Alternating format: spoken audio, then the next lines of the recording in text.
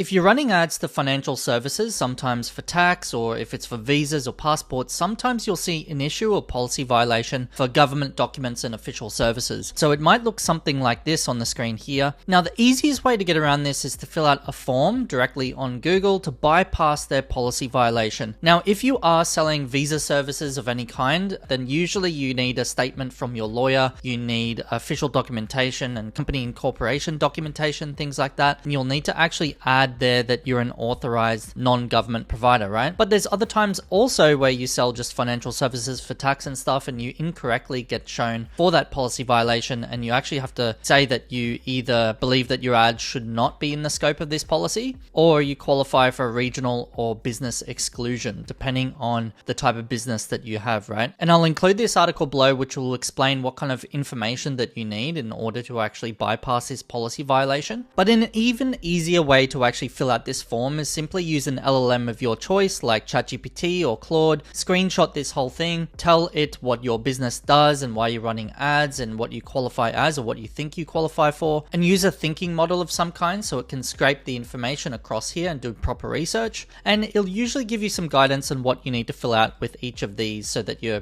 bypassing that policy violation even faster. Because it is difficult to bypass, but it can be done, right? I've done it for a few accounts, especially selling visas and things like that. So if you've got any questions, leave them below. More than happy to answer, and I'll see you in the next video.